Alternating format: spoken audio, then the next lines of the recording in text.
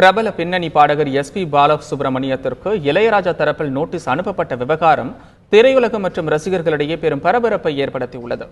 இது தொடர்பாக இளையராஜா தரப்பு வழக்கறிஞரும் காப்பீட்டு ஆலோசகருமான பிரதீப் தந்தி டிவிக்கு அளித்த பிரத்யேக பேட்டியை தற்பொழுது பார்க்கலாம்.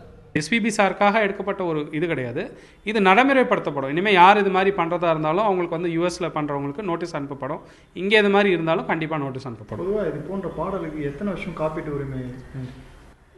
இப்போ இது வந்து லாங் ஸ்டாண்டிங் இருக்குது. இப்போ ராஜா சாரோட பொறுத்த வரைக்கும் இன்னும் அவர்கிட்ட தான் அவரோட ரைட்ஸ் எல்லாம் இருக்குது. பொது உடைமைக்கு இன்னும் ஒன்றும் கிடையாது. பட் பேசிக்காக அவங்கக்கிட்ட இருக்கிற ரைட்ஸை எக்ஸ்ப்ளோர் பண்ணும்போது 100% பர்மிஷன் வாங்குறங்கிறத நாங்கள் இன்சிஸ்ட் பண்ணுறோம்.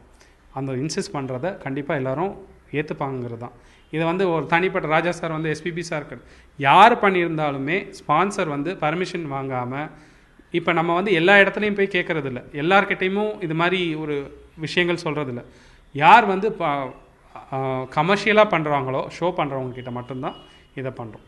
ஓகே சார், இத்தனை வருஷம் பண்ணாமல் இப்போ மட்டும் திடீர்னு ஆரம்பிச்சு இது ஆல்ரெடி இருக்கே. இப்போ அமெரிக்காவை பொறுத்த வரைக்கும் ஏற்கனவே ஒரு வழக்கு இருக்கே, அங்கே நம்ம வந்து போட்ட வழக்கே ஒரு வழக்கு இருக்குது. ஸோ நம்ம அதை குறிக்கோள் காட்டி இவங்க ஆல்ரெடி இது மாதிரி பண்ணியிருக்காங்கன்னு கூட சொல்ல முடியும். பட் என்ன ஒன்றுன்னா, இதை வந்து புதுசாக பார்க்குறாங்க.